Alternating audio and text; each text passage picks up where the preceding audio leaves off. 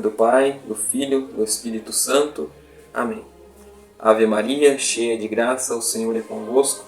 Bendita sois vós entre as mulheres, bendito é o fruto do vosso ventre, Jesus.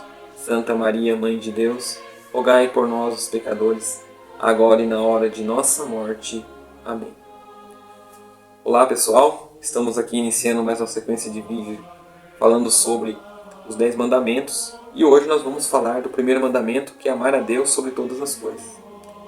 Então eu quero trazer para você alguns questionamentos, para você fazer no seu coração, sobre a sua conduta, o que está levando você a pecar contra o primeiro mandamento, que é amar a Deus sobre todas as coisas. Antes de falar sobre esses pecados, vamos contextualizar, olhando para a Sagrada Escritura, pensando lá no Antigo Testamento. Então a gente vai olhar aqui um pouco para o Novo Testamento, para a gente entender por que a gente tem que amar a Deus sobre todas as coisas e quando a gente não está amando a Deus sobre todas as coisas. No Antigo Testamento fala que o povo de Israel estava no Egito, e lá eles estavam sendo oprimidos lá por aquele governo do Egito, e o governo do Egito era um governo pagão, que não acreditava em Deus, não conhecia Deus, E naquele momento, Deus, olhando para o seu povo, e para a promessa realizada, feita para Abraão, ele busca lá o povo de Israel através de Moisés, que Moisés vai lá, que todo mundo já conhece a história, que vai lá e retira o povo do Egito, o povo hebreu passa pelo mar e depois fecha-se o mar em cima do faraó, Então são passagens conhecidas da Bíblia que a gente pode contextualizar a revelação de Deus para o homem. Então Deus se revelou lá no Antigo Testamento, quando na sarça ardente ele falou com Moisés, Ele se revelou para o seu povo, para o homem, e ele quer ser amado e cultuado pelo homem, porque ele criou todas as coisas, ele é o criador de todo o universo. Então o dever da criação é se curvar diante do Criador, é se curvar diante de Deus, E no Antigo Testamento a gente vê como que o povo era rebelde. Por muitas vezes Deus conduziu o povo pelo deserto, dando para o povo o maná do deserto, dando para o povo as codornizes, que quando o povo estava com fome, Deus alimentava aquele povo. Durante a noite, ele fazia uma coluna de fogo e ele caminhava junto com o seu povo. Só que o que acontece? Ao longo de muito tempo lá no deserto, as pessoas sempre murmuravam contra Deus. E olhavam para o Egito como sendo um lugar bom. Então toda aquela libertação que Deus tirou aquele povo daquele lugar que eles estavam em trabalho escravo, e nessa promessa de uma terra boa onde manava leite e mel, Deus estava conduzindo o seu povo, mas sempre o povo retornava às antigas raízes, queria voltar para o Egito, queria voltar para a cebola do Egito, para os prazeres do Egito. Aconteceu muito no Antigo Testamento. Vemos também os reis, que eram do povo de Israel, inclusive, e que em determinados momentos fazia altares para deus pagãos, ou seja, deus criados por homem, que eram colocados no lugar de Deus. Então, desde o Antigo Testamento, Deus vem puxando esse povo decaído, vem nos puxando, porque nós temos essa natureza decaída. Através do pecado de Adão e Eva, nós temos a consciência da carne, essa tendência ao pecado. E ao longo da história, isso se repete. E não é diferente nesse tempo que nós estamos vivendo. Quantas coisas quer se colocar no lugar de Deus? Então é importante contextualizar isso. Muitas coisas quer se colocar no lugar de Deus. Então, é importante saber que todo o pecado contra o amor de Deus surge da perversidade do homem, dessa concupiscência da carne, dessa carne decaída do ser humano, onde que foge da dor, busca o prazer, foge da dor e busca o prazer. E nessa busca pelo prazer, muitas vezes passa pela negação de Deus. Então, eu vou estar lendo aqui para você uma lista de pecados que afeta diretamente o primeiro mandamento. E eu quero que você reflita e vai pensando aí, se alguma dessas ocasiões você já praticou na sua vida. Se você praticou lá atrás e você ainda não confessou, confesse. Agora você precisa se libertar dessa situação. Então eu vou estar falando aqui uma lista dos pecados contra o primeiro mandamento. E você vai colocando isso aí na sua consciência e fazendo já um exame de consciência com essa lista que eu vou falar para você.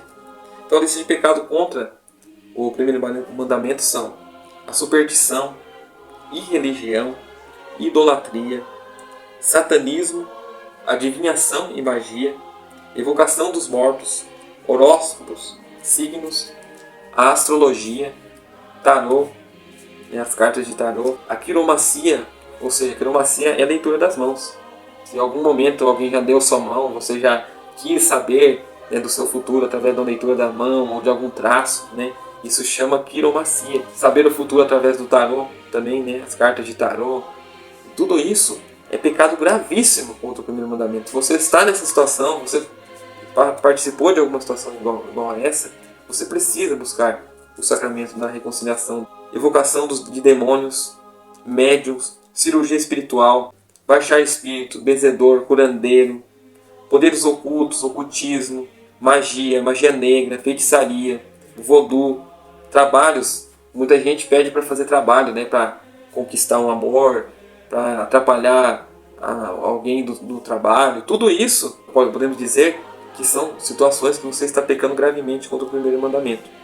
Se você já acendeu alguma vela preta para alguém, se você participou de mesa branca, de uso de amuletos da nova era, né, como o pé de galinha, se você já participou de filosofias de hippies, né, muito propagado nos Estados Unidos, nos anos 80, né, que até hoje ainda tem influências, né, que afetam a maioria da juventude, são bem sutis, né. Podemos saber que as ideologias que estão surgindo hoje no paganismo, né, que a gente pode dizer comunismo, toda essa prática que coloca até Jesus como um ser qualquer, um ser revolucionário, né. Hoje a gente vê uma frente aí que fala que Jesus foi um revolucionário, Jesus não é Deus, né, que Jesus é um hippie, né, duvidou da divindade de Jesus. Isso é um pecado grave contra o primeiro mandamento. O uso de amuletos, né, o hinduísmo, a gente sabe que hoje é uma moda na internet, né, falar sobre os avatares, só que os avatares é da religião hinduísta, né? Então as pessoas estão abandonando o Deus vivo, o Deus real, e estão buscando deuses inventados por homens. Hoje, por exemplo, é mais fácil a pessoa divulgar um vídeo de um avatar, a pessoa se envergonha de ter um crucifixo, de rezar um terço, de ter uma vida devota, né? Ah, mas vão me chamar de careta, né, de beato. Como se beato, por exemplo, fosse uma palavra pejorativa. A vida de santidade é uma honra pra gente. O ser humano que consegue viver uma vida de santidade, ele tem que ser visto com bons olhos. E o mundo hoje que está paganizado, e as pessoas que procuram viver uma certa devoção, ela é vista de modo pejorativo. Então, se você praticou algum desses pecados que eu falei aqui nessa lista, você precisa se confessar o mais rápido possível. Se você frequentou alguma religião que nega a Santíssima Trindade, que não acredita no Jesus vivo, real, presença real na Eucaristia, você está em pecado mortal. A prática do espiritismo, ou se você participou de alguma seita, né, protestante em que se vendem milagres, se vendem promessas, isso é chamado de simonia, o pecado de simonia contra o primeiro mandamento. Se você participou de grupos de pessoas que negam a Deus, que pregam o ateísmo, ou se muitas vezes você duvidou da presença, da existência de Deus, né? Você, talvez no momento de desespero, você deixou de acreditar em Deus, você brigou com Deus, xingou, teve ódio de Deus, né? Achou que Deus não existe, ou fez aquela famosa pergunta: onde está Deus nessa hora? Você está duvidando, você está deixando de amar a Deus. Se em algum momento você fez isso na sua vida, você busca fazer esse exame de consciência e mudar de direção, ter uma metanoia. Você estava numa direção e você tem uma conversão para outra direção. Mas essa conversão tem que ter uma decisão da sua parte, né? Outra coisa, profanação de lugares santos, né? Se você profanou em algum momento a Eucaristia, se você frequentou a missa com roupas imodestas, né, mostrando partes do corpo ou induzindo pessoas que estavam ali a um determinado pecado, você não usou a modéstia. Muita gente não sabe nem o que é modéstia, né? Porque modéstia ficou colocado para baixo nesses tempos modernos, né? A forma de você se vestir dentro da igreja, se você se portar, o respeito que você tem pelas coisas sagradas da Santa Missa, como que você está indo na missa? Você tem se preocupado com as vestes que você tem usado na missa? Então tem que pensar também sobre a modéstia que é no se vestir também, né?